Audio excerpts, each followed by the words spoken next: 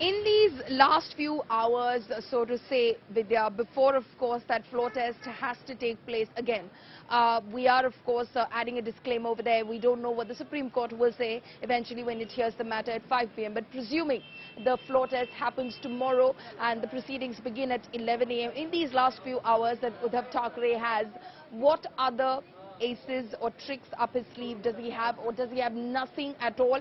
It's only a miracle that he's waiting for at the moment, all eyes on the Supreme Court, or does he have any sort of possible options that he could exercise in order to ensure that either he gets the numbers on his side, or of course the hopes are on the Supreme Court pushing the floor test back?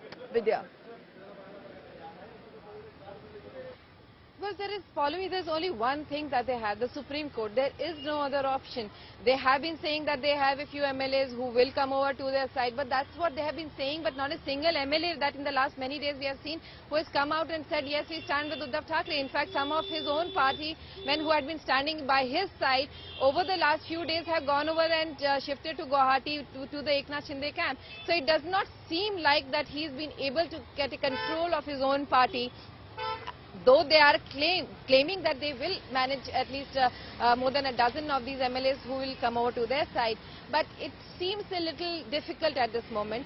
So everything depends entirely on the Supreme Court order. Remember, Supreme Court generally does not interfere with floor test.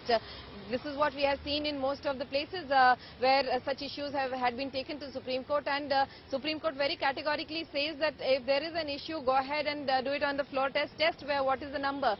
However, the issue here is of the disqualification of the MLAs, and the disqualification MLAs could create a problem. And remember, since every case is a different case in itself because of the permutations and combinations of the facts that are there, this particular case might also turn out different is something that the Shiv Sena here is really hoping for. And that's the reason why that 5 o'clock hearing in Supreme Court is extremely crucial for the party here, who are really waiting to see that a positive outcome for them and happens, and that the floor test gets a little postponed, just like the issue of the disqualification of the MLAs issue that has been gone over to 11th of June yesterday itself.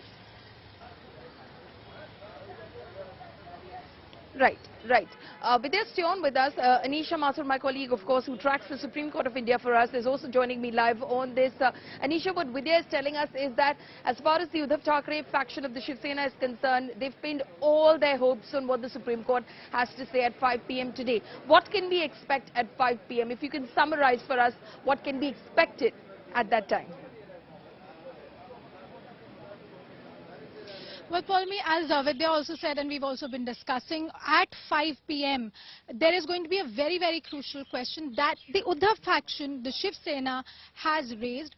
Can these 16 MLAs, against whom disqualification proceedings are currently going on, can they now come and vote in the floor test? They've also said that the calling of the floor test itself is illegal, because the governor could not have called in a floor test when this kind of proceedings particularly are pending, not just in the House but also in the Supreme Court.